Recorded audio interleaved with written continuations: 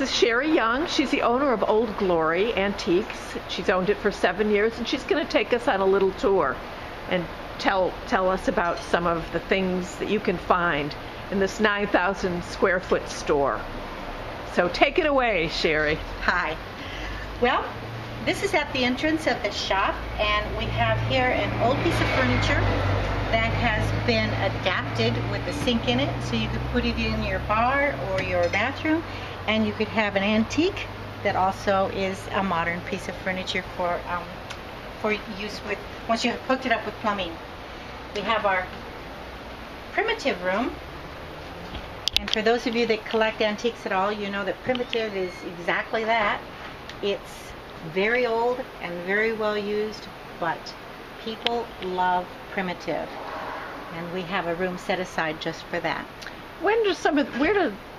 What year are these collectibles from, or is it the whole gamut? It's the whole gamut, but it's probably how they're used. The primitives are early 1900s or late 1800s for the most part.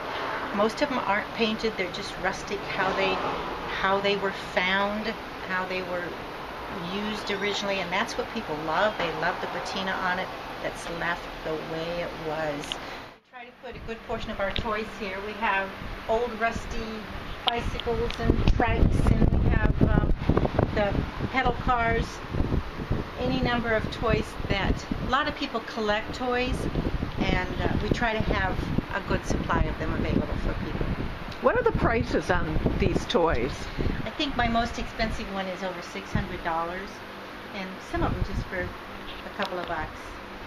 You know, like these trolls, for example.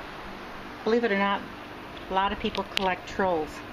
I don't, but a lot of people do. This is the extension of our boudoir, and it's kind of the boudoir closet.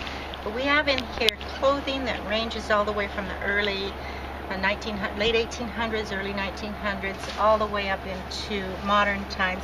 Maybe one of my favorites is the 70s, the 60s and 70s. I have a lot of that, and I just recently had a gentleman come in and pick up bags and bags and bags of things from the 30s and 40s that he's going to use at a fashion show. But we have pretty much everything in here that you might want for a costume or a special party. Like this is a 1950s prom dress. And I remember wearing one very similar. Sure it's not yours? It's not mine. We have linens, Yes. linens galore, and Looks like a lot of them are handmade too. they're probably almost all handmade. Gosh. I also have several artists who buy these, and they make clothing out of them. We deal with candles. This is the one company that I believe their candles are the best around. This is called McCall's, and we have a lot of different smells and flavors, and they're wonderful. Hi, we're talking with Jed Young. Met his wife Sherry already. And Jed, tell us your short-term and long-term goals. Short-term goal? Yeah. Get back up on that goddamn 18-foot ladder, okay? Mm-hmm. Long-term goal, probably take some courses at the local city college. Get back into kind of the academic environment. Do you miss teaching? I know you were a teacher for many years. In a lot of ways I do. But you have to remember I taught junior high.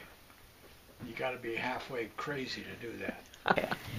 Actually, not a whole lot has changed with our relationship, because we have a remarkable relationship. We laugh, we go to the movies, we talk about daily stuff, grandkids. We even go visit the grandkids. And we're getting ready to marry off one here pretty soon. And so we live a very rich and full life.